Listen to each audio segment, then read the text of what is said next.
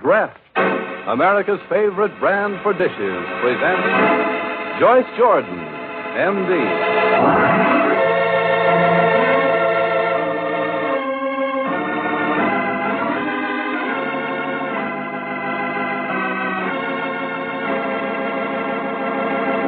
In pig Latin, they'd say, Alibe ime, it say, imply say, wonderful say.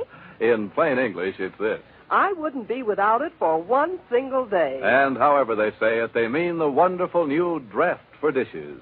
It does dishes far faster, far easier, far better than the best soap on the market.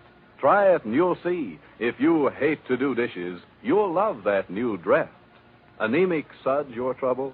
Well, just take a little Dreft and you'll see suds galore. It's a fact. In the hardest water, every ounce of Dreft makes more suds than an ounce of any other product known. Suds so sturdy they cut dishwashing time and work in half. For one thing, Dreft suds get dishes cleaner than soap. So clean they shine, even without wiping. Cut grease without hard scouring. Cut it so completely, in fact, even the dishwater never looks greasy, never feels greasy to your hands.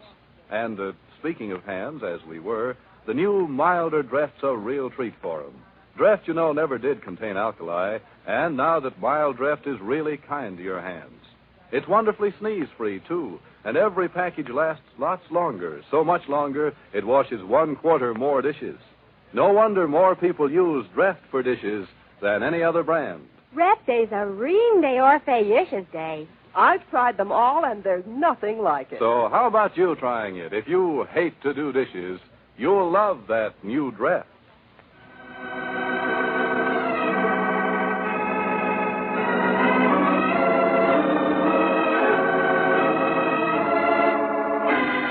Now, Joyce Jordan, M.D.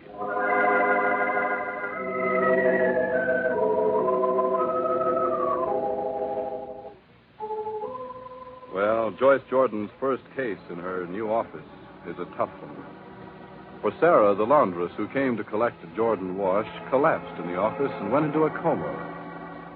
Joyce, with the help of Dr. Alexander Gray, took over capably and efficiently. But there wasn't anything we could do for her in the office. She needed specialized attention. So we wrapped the poor youngster in a blanket, and Alex Gray and I rode along with her in the ambulance. I was so relieved to have Alex with me. Sarah looked very small and frail, wrapped up in blankets. More than ever, she reminded me of a hurt child. Alex took care of the details of entering her. So now, Sarah's in bed in a private room, and Alex and I are standing beside her. But she hasn't recovered consciousness yet. How does she look to you, Alex? Oh, hard to say. But we might venture no better, no worse. Well, I suppose that's most we can hope for. But she's no worse, I mean. Well, what do you know? Here I am back at Hotchkiss. That's right. But not to stay, worse luck. Do you think we should have Dr. Tracy in for a consultation? Yes, but before you ask her, wouldn't it be best to get the laboratory reports on Sarah? Dr. Tracy must have something to work on. She can't tell much by just looking at the girl. No, she can't. Sarah and I have taken up a lot of your time, Alex. Oh, that's the way it goes. I drop in at your office to pay my respects, look at the setup. All at once I'm at work.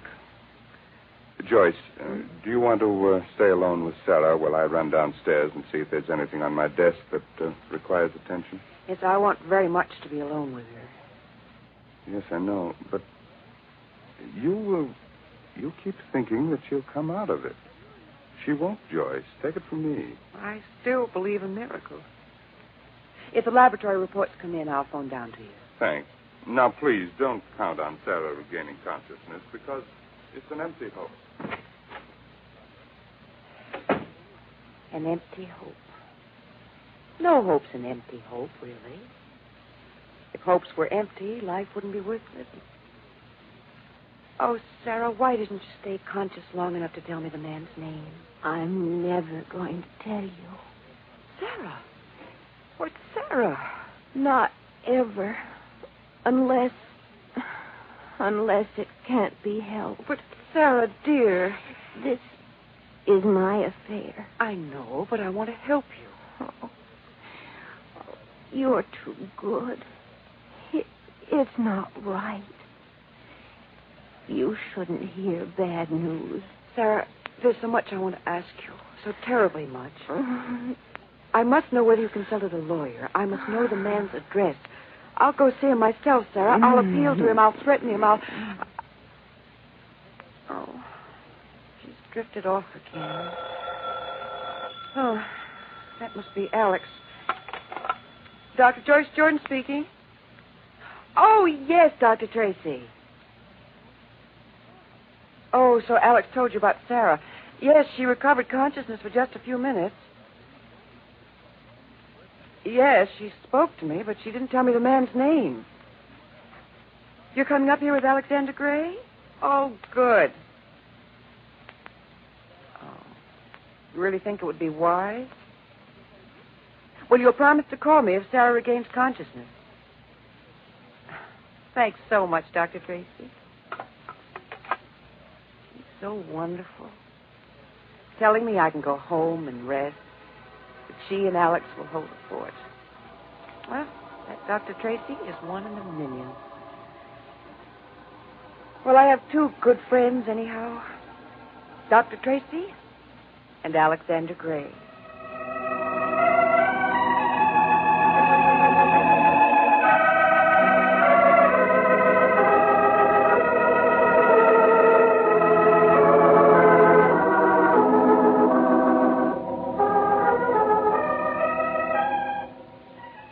So Joyce Jordan goes back to her new apartment, which is also her office. She's exhausted, poor girl. Every woman in the world knows what a moving day is like. And when the woman who's moving is a doctor and has an emergency case on top of the emergency of moving, well, enough said. But as Joyce opens the door that leads into her waiting room... What? Why, Mrs. Wilcox. Oh, Dr. Jordan, I didn't dream you'd be back so soon. Your maid said you'd be at the hospital for another hour at least. I thought I'd have myself under control before you got back. Are you ill? No, I'm not ill. I'm not here as a patient. I haven't any right to take up your time. Oh, anyone who's in trouble has a right to take up my time, Mrs. Wilcox. You're just as sweet as I thought you were that day in your apartment. I mean, my apartment. You were the sweet one to send me those darling pink roses. I sent them because I hoped we might be friends. You're so sane, so evenly balanced. Your feet are so firmly on the ground. Well, I'm glad I give that impression. I envied you so when I met you that first day. You have everything, Dr. Jordan. Everything? You're so wrong, Mrs. Wilcox.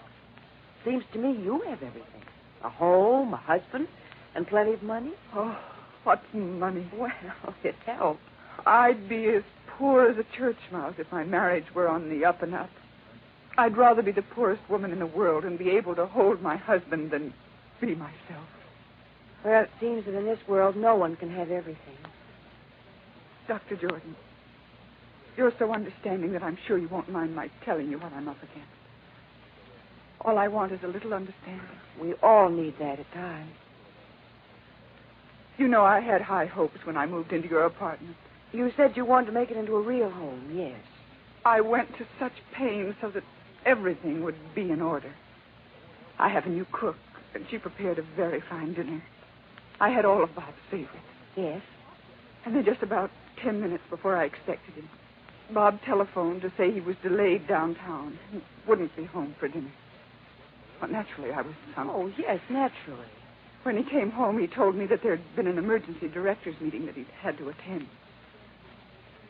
But one of the directors obviously used perfume and lipstick. He had a smudge of lipstick on his collar, Dr. Jordan, and he reeked of perfume. And you accused him of... Unfaithfulness. Yes. Well, he denied your accusations, of course. It's the horrible part of it. He did no such thing. He asked me point blank what I'd given him to be faithful to. I told him I'd made a home for him at last. Yes. He said I was too late, that my timing was bad. He said the girl with whom he'd had dinner, well, he said she was a real homebody, that she wanted a normal, happy life with a husband and children. I can't have children. I've wanted them dreadfully, but I can't seem to have them. Yes, so you told me. And then I told Bob that I was going to adopt a baby. And he laughed at me, said I was just talking to gain time, that he'd believe it when he saw a baby in the house. Oh, just a minute. As I told you, I have a very sick patient, Mrs. Wilcox. This call is probably about her. Dr. Jordan, while you're talking on the phone, may I go into your washroom and put some cold water on my eyes? Oh, yes, do. Dr. Jordan speaking. It's Hello, right through the archway. Hello, Joyce. Oh, what's the news, Alex? You're a better diagnostician than I am. Sarah regained consciousness again. Did she say anything important? Well, she refused to give the man's name. Said she never wanted to see her baby. Joyce, I don't think it's necessary for you to come back here tonight. Oh? Yes, even if she does recover consciousness for a third time, she won't be aggressive or emotional. You gave her a hypodermic? Mm-hmm. It's best to keep her quiet, keep her mind from working. Well, good night, Joyce, darling. See if you can get some sleep. You need it. Oh, I'll get some. Don't worry about that. I'm dead on my feet. Thanks a million, Alex, for everything. Oh, that's all right. It's all in a very good night's work. Good night, Good night. my dear. He's so fine. Poor little Sarah.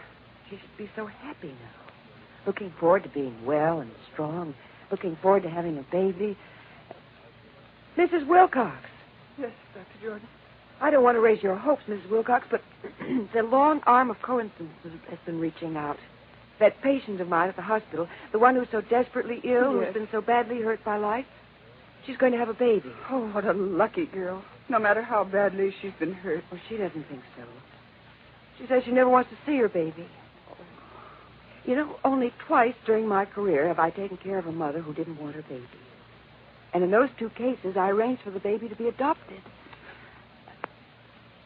Oh, Mrs. Wilcox, don't start to cry again. Don't. I'm crying, Dr. Jordan, because there's a ray of light breaking through the clouds. I think God guided me to your office tonight.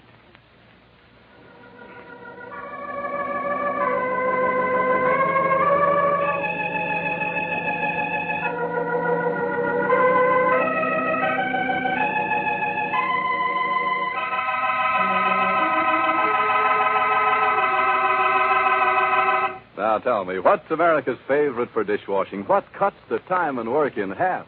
Draft? Right. If you hate to do dishes, you'll love that new Dreft.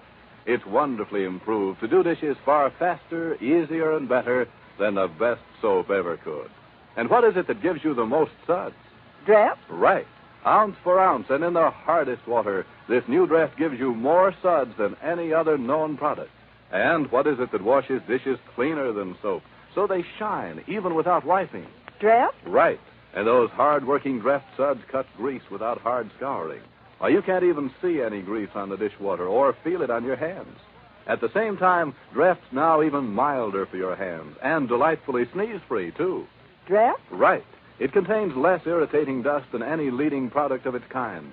And every package washes 1/4 more dishes. Don't miss it, the new improved Dreft. If you hate to do dishes, you'll love that new Dreft. Draft? Right.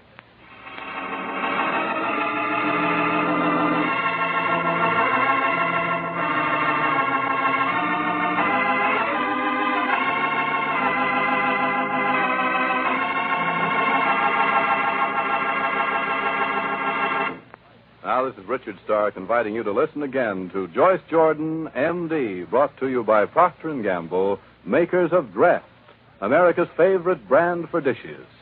It's new, it's improved, it's better than ever. Dreft. This is NBC, the National Broadcasting Company.